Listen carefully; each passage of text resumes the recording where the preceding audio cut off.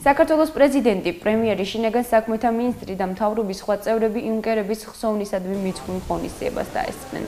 ხელისუფლების წარმომადგენლებმა იუნკერთა საფლავი გვირგვინით შეამკეს და გმირების ხსოვნას პატივი მიაგეს. პარლამენტის ხარების სახელობის სამლოცველოში იუნკერთა სულების მოსახსენებელი პარაკლისი აღევლინა.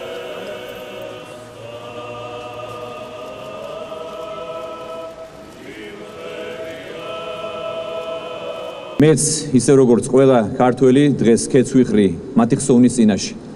იუნკერებმა 94 წლის წინ გვაჩვენეს სამაგალითო გმირობა. მათ თავი გასწირეს საქართველოს თავისუფლებისთვის და ისინი გმირულად დაეცნენ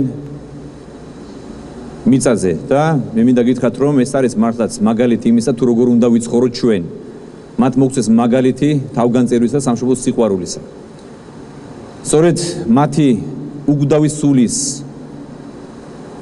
ჩვენება იყო და ის ფაქტი, რომ დღემდე ჩვენ მათ მოვიხსენებთ და ქეთს ვიხრით, ეს არის ჩვენთვის მაგალითის მომცემი.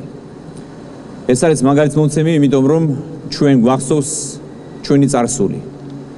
ჩვენ გვაქვს ჩვენი აწმყო და ჩვენ ვიფიქროთ ჩვენს მომავალს. დღეს შენ ზეიმობთ ზეობას და სიძლიერეს ქართული სულისა, რომელმაც საუკუნეების განმავლობაში განამტკიცა და შეინარჩუნა ჩვენი ქვეყანა. კაცობრიობის ისტორია იწერება როგორც ომების ისტორია, სადაც ერთი ძალა მეორეს ჯობნის ამ პირიქით. თუმცა ამ ისტორიაში არის ამ ისტორიის დაწერის სხვა ფორმაც, როგორც სულის ზეობისა და როგორც ვაჟკაცობის და სამშობლოსთვის თავდადების ზეობის. ამ თვალსაზრისით შეიძლება წააგო ომი, მაგრამ მაინც გაიმარჯო, მაინც დათრგუნო შენი მტერი, შენი თავდადებით, შენი ვაჟკაცობით და შენი სულიერი ძალით.